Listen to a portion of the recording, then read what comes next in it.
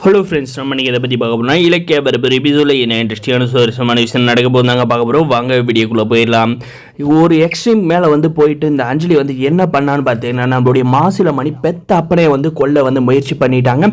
அதில் பார்த்தீங்கன்னா நம்ம பேச்சு மூச்சு இல்லாத நம்மளுடைய மாசிலாமணி பார்த்தீங்கன்னா உயிருக்கு ஓசல் ஆடிக்கிட்டு இருக்காரு.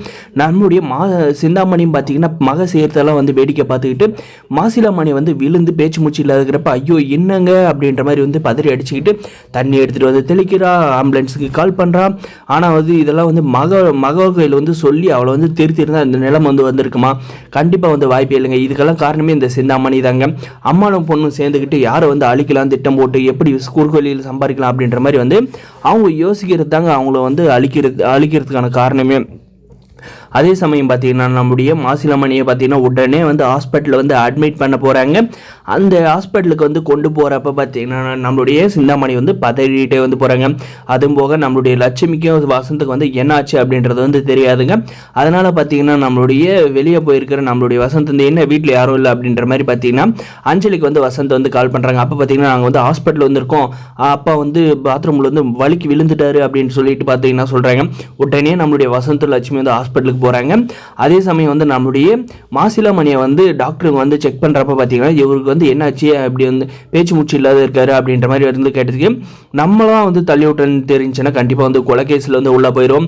அதனால பாத்ரூமில் வலிக்கு விழுந்துட்டாரு அப்படின்ற மாதிரி நம்ம சொல்லி சமாளிச்சிடலாம் அப்படின்ற மாதிரி இந்த ஆஞ்சலி அதே இதில் சொல்கிறாங்க. டாக்டரும் பார்த்தீங்கன்னா உடனே ட்ரீட்மெண்ட் பார்க்க ஆரம்பிக்கிறாங்க.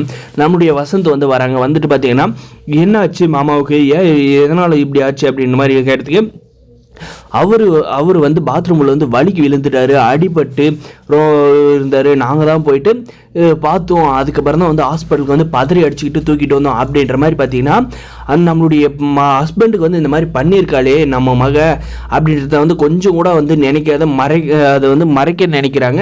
இந்த சிந்தாமணி மகளுக்கு சாதகமாக தான் இப்போ நடித்து வசந்த கையில் பேசிக்கிட்டு இருக்காங்க. டாக்டருக்கு பார்த்தீங்கன்னா என்ன சொல்கிறாங்கன்னா அவர் இதுக்கு மேலே பேசவும் மாட்டார், கை காலும் அசைக்க மாட்டார். அவருக்காக எப்போ சுயநினைவு வருதோ அப்போ தான் அவர் நார்மலுக்கு வருவார் அப்படின்ற மாதிரி சொல்கிறாங்க.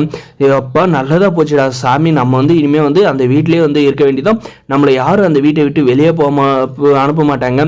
அதே மாதிரி அந்த லட்சுமியும் அந்த வசந்தை கொடுமை பண்ணுறதுக்கு நல்ல வழி, நம்மளை யாரும் தடுக்க மாட்டாங்க அப்படின்ற மாதிரி நினைக்கிறாங்க. இதுக்கு மேலே தான் தெரிய போகுது இந்த சிந்தாமணிக்கும் இந்த அஞ்சலிக்கும் சோத்துக்கு சிங்கடிக்க போகிறது. ஏன்னா அந்த குடும்பத்துக்கே உழைச்சி கொட்டது நம்முடைய மாசிலாமணி தாங்க. இதுக்கு மேலே வருமானம் இல்லாத என்னதான் பண்ண போகிறாங்க அப்படின்றதாங்க இருக்க போகுது. இந்த ஆஞ்சலியும் சிந்தாமணிக்கு சரியான தண்டனை நம்ம இலக்கிய இவ பண்ணத்தெல்லாம் கண்டுபிடிச்சி தண்டனை வாங்கி தரணும்னு நினைக்கிறேன். இந்த வீடியோக்கு லைக் பண்ணி மறக்காம சப்ஸ்கிரைப்